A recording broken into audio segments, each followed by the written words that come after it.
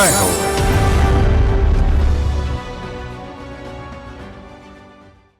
అతడు 3 ఏళ్ల వయసులో తమిళనాడులో తప్పిపోయాడు. కర్ణాటక చేరి పెరిగి పెద్దయ్యాడు. ఇదేమీ చలనచిత్ర కథ కాదు, జరిగిన కథే. పేదరికాన్ని తరిమికొట్టలేక జీవితము నుంచే పారిపోవాలని యత్నించాడు. ఆత్మహత్యా యత్నంలో భాగంగా ఆ వ్యక్తి మూర్ఖంగా ఓ పెద్ద గోడ ఎక్కుతుంటే అక్కడి వారు అదేదో సాహస క్రీడ అనుకుని ప్రోత్సహించారు. వారి హర్షధ్వనులనే ప్రశంసలు, ప్రోత్సాహకాలుగా భావించిన ఆ యువకుడు కొత్త జీవితం నిర్మించుకున్నాడు. అతడే చిత్రదుర్గులో మంకీ మ్యాన్గా ప్రసిద్ధుడైన జ్యోతిరాజ్. ఈ కథానాయకుడి కథ మీకోసం.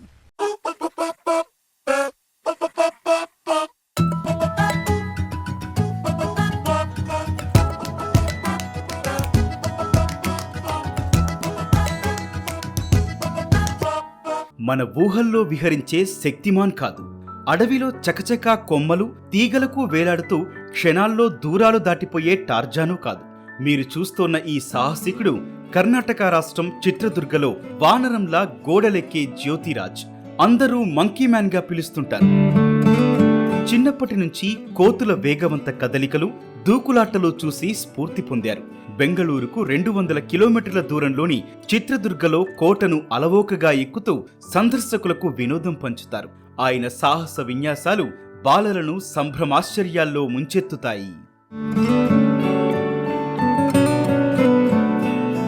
ಸುಮ್ಮನೆ ಉಚ್ಚಾಟ ಮಾಡ್ಕೊಂಡು ಹಂಗೆ ಹತ್ತಕ್ಕೆ ಶುರು ಮಾಡಿದ್ದು. నా చిన్నప్పుడు వేగంగా గోడలెక్కుతున్న కోతులను చూశాను. అవి నాకు స్ఫూర్తినిచ్చాయి.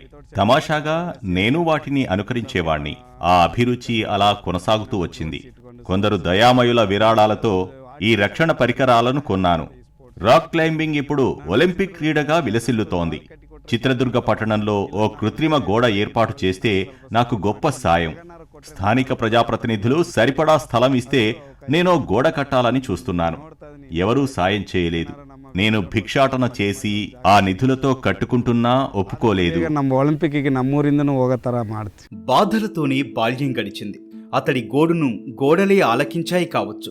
క్రీడా ప్రవేశం అంత తేలిగ్గా ఏమీ జరగలేదు. 3 ఏళ్ల వయస్సులోనే తమిళనాడులో తప్పిపోయి కుటుంబానికి దూరమయ్యాడు.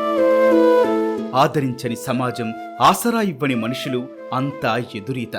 ఎవరికోసం బతకాలి అనే నిరాశ నిస్పృహలు జ్యోతిరాజును ఆవహించాయి. ఆత్మహత్యే శరణ్యమన్న నిర్ణయానికొచ్చాడు. ఓ కోతి పెద్ద ప్రయాస లేకుండా సునాయాసంగా పెద్ద గోడ ఎక్కటం అతడిని ఆకర్షించింది. అలా గోడ ఎక్కటంలోనూ ఓ పరమార్థం ఉందని తర్వాత కాలంలో బోధపడింది. కింద పడుతున్న మొండిగా లేచి గోడ ఎక్కసాగాడు. ఒళ్లంతా గాయాలయ్యాయి. పట్టుదలగా గోడ ఎక్కుతుంటే అక్కడ గుమిగూడిన జనం అతడిని కరతాళ ధ్వనులతో ప్రోత్సహించారు. వారి ప్రోత్సాహంతో ఎట్టకేలకు గోడ చివరికి చేరాడు. అప్పుడు ఆత్మవిశ్వాసం బలపడింది. ఆత్మహత్య ఆలోచనే ఆవిరైపోయింది. జ్యోతిరాజ్ అలా సంక్షోభంలో అవకాశం సృష్టించుకున్నారు. తన ప్రతిభ జీవనోపాధికి బాట అయ్యింది. ప్రస్తుతం ఆయన ఔత్సాహిక పర్వతారోహకులకు ఉచితంగా శిక్షణ ఇస్తూ వారిని పోటీలకు హాజరయ్యేలా తీర్చిదిద్దుతున్నారు.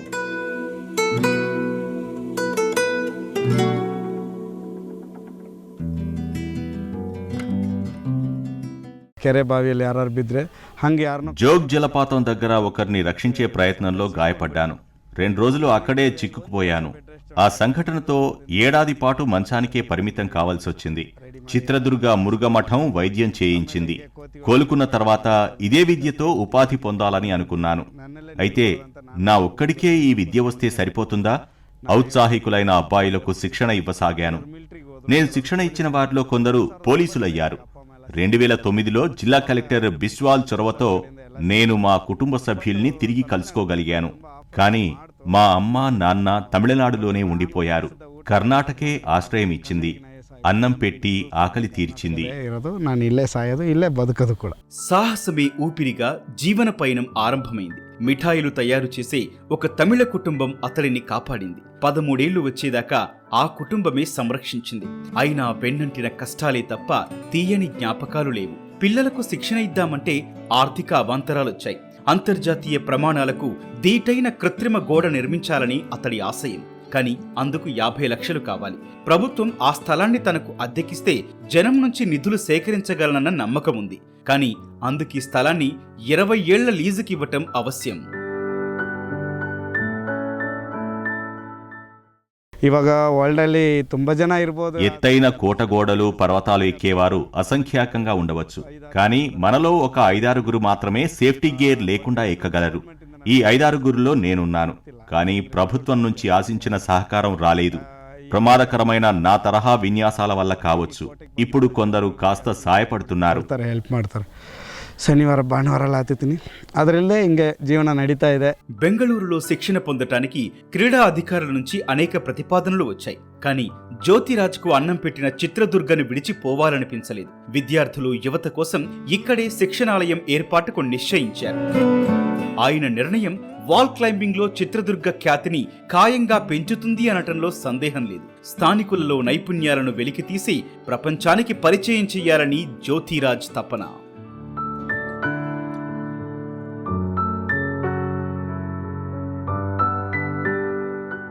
ಅವ್ರು ಬಂದು ಈ నేను బాలలకు రాక్ క్లైంబింగ్ లో శిక్షణ ఇస్తున్నాను. అది కొనసాగుతుంది. వారికి అండగా ఉండగలిగినంత ఉంటాను, చేయగలిగినంత చేస్తాను. 15-20 ఏళ్లు వచ్చే వరకు తమ నైపుణ్యాలు పెంచుకోవడం, క్రీడలో అభివృద్ధి సాధించడం మీద దృష్టి పెడతారు. తర్వాత విద్య లేదా క్రీడల కోటాతో సైనిక, పోలీస్ దళాల్లో చేరుతారు. ముగ్గురు సెకండ్ ఇయర్ అದ್ರ ಮೇಲೆ కలిసిపెడతారు. జ్యోతిరాజ్ తన విద్యార్థులను శ్రద్ధగా చూసుకుంటారు. కుటుంబ సభ్యుల్లా భావించి అవసరమైన వారికి ఆహారం అందిస్తారు. చదువుకయ్యే ఖర్చు తనే భరిస్తూ అండగా నిలుస్తారు. ఆ అంకిత భావం అతని అధిరోహణను మించిపోయిందని చెప్పాలి. జోగ్ జలపాతంలో కొన్నేళ్లుగా గల్లంతైన వందలాది సందర్శకుల ఆచూకీ తీసే కేసుల్లో సాయపడ్డారు. మృతదేహాలను వెలికితీసే బాధ్యతను తీసుకుని మానవత్వంలో శిఖరమంత ఎదిగారు.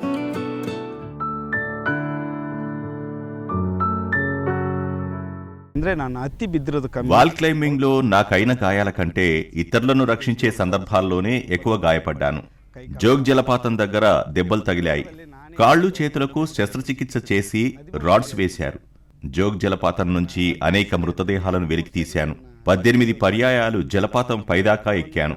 అందులో 13 పర్యాయాలు కేవలం మృతదేహాలను బయటకు తీయడానికే. సినిమా షూటింగ్ కోసం 4-5 సందర్భాల్లో ఫాల్స్ దగ్గరికి ఎక్కాను.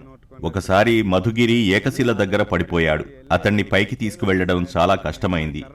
నేను ఇలాంటి వారిని కాపాడే సమయాల్లో సాయపడేందుకు ప్రయత్నిస్తాను.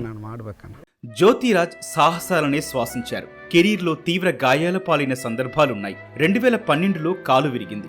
2018లో జలపాతంలో పడిపోయి మృత్యుంజయుడై వచ్చారు. ఆత్మహత్య దాకా వెళ్లి తిరిగి ఆత్మవిశ్వాసం పొంది జీవితాన్ని నిలబెట్టుకున్నాడు. చావుతో చెలగాటమాడే వాళ్లు, ఆత్మహత్యల ఆలోచనలు చేసే వాళ్లకు జ్యోతిరాజ్ జీవిత కథ కనువిప్పు కావాలి.